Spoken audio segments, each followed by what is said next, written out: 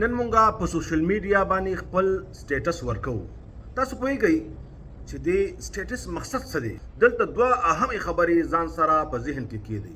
لومبنه د سټیټس مقصد او مطلب دا دی چې زما حیثیت څه دی، زما لیول څه دی، زه څوک یم، زه خپل تعارف پیش کوم، زه خپل پہچان خلکو ته مخې ته ږدم.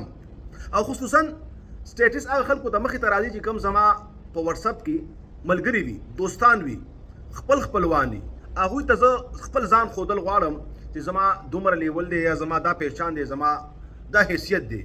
لیکن د بدقسمتۍ نه زموږ نوجوانان په غلط فهمۍ کې پراته دي او هلته به ځان دم شو کول غواړي، ګانې به کوي، داسې طریقې سره مخې ته راځي چې هلته به په غیر شعوري طریقې سره ځان ثابتول غواړي او خپل سټیټس او لیول او حیثیت به ښکاره کول غواړي. لیکن هغه به د هغه د خاندان سټیټس نه وي، لیول به نه وي، غلطیږي به.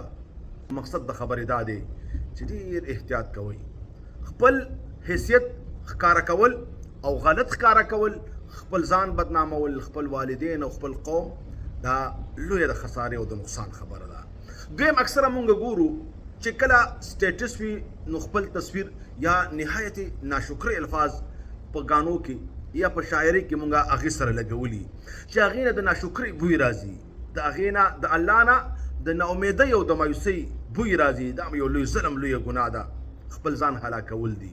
او یا کله کله مونږ د تکبر بوی ورکو، د تکبر الفاظ مخې ته راځي، او یا مونږ د فحش او د بېحیایۍ تصاویر، ویډیوګانې، ګانې بجانې خپل ځان هم بربادو او نور هم ګناهګارو، نورو ته هم دا ثابتو چې زما حیثیت دقه دی چې زه الله مکه یو ډم یم ګني، یا زه یو داسې سړی یم چې دا سټیټس زما هغه ثابتوي.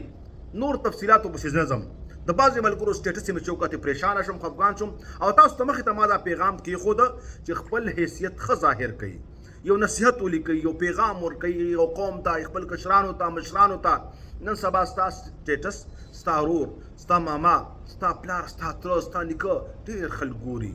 ته هغوی ته څه اورول غواړي، ته هغوی ته څه نشرول غواړي، ته هغوی ته څه داسې پویول غواړي چې ستا باره کې هغه پوه شي.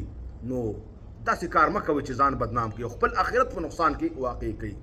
اکثره دا خبره کومه د خیر دپاره نشر والا جوړ شئ او خپله صدقه جاریه په سوشل میډیا باندې پرېږدئ.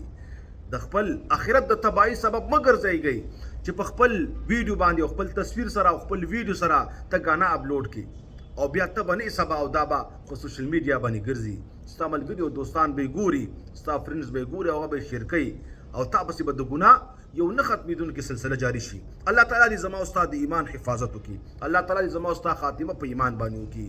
وصلی الله تعالی علی خیر خلقه محمد وعلى آله وصحبه اجمعین.